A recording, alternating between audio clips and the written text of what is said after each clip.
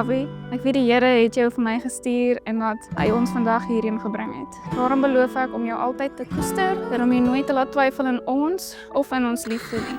Ek beloof om jou waardes en beginsels te eer en om saam met jou 'n huis te bou waarop ons God se woord kan staan. Van die dag wat ek jou ontmoet het, het jy jou brein oë verskriklik vinnig in my hart geklim. Ek het jou dan en daar verlief geraak en ek weet jou oë sal nooit verouder nie en al gaan ons deur die jare saam verander, weet ek jou oë sal so bly soos die dag dat ek jou daar gesien het.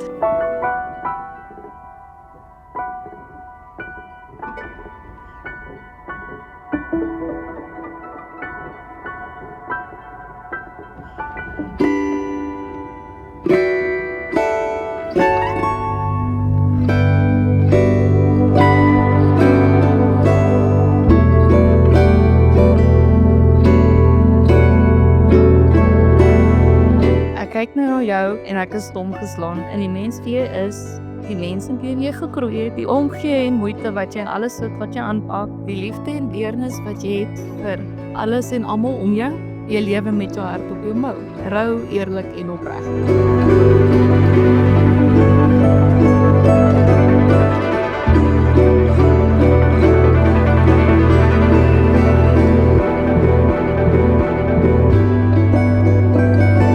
Julle weet as JP sê iets is proper, dan is dit ordentlik van hoë gehalte, probeer uit ons budget uit. En toe hy vir Monica begin beskryf soos 'n Scotty Cameron patter en skryf as proper, dan dink jy, sy mind net soos wat hy daai eerste Scotty gekoop het, is klaar opgemaak. Nou weet jy hoe proper mense wat langs jou gaan loop op die fairways van die lewe. En ons is baie excited en ons is baie trots op wie julle is en wie jy geword het.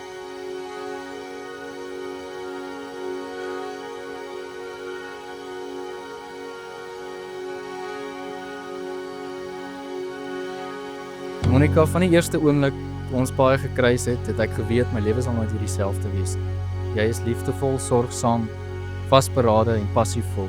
En jy droom groter as enigiemand wat ek ken. Daardie drome inspireer my elke dag om die beste weergawe van myself vir jou te wees. Ek beloof om tot die beste van my vermoëns jou daarin te ondersteun. Ek beloof om hierdie pad saam met jou te stap, hand aan hand, met God as ons gids. In die vreugdes en ook in die uitdagings sal ek altyd by jou wees. En soos die jare verbygaan, sien ek uit om saam met jou oud te word. Met 'n paar plooie, dalk minder hare vir my, maar altyd met meer liefde. Jy is my beste maatjie, my grootste geskenk en die een wat ek elke dag kies vir die res van my lewe.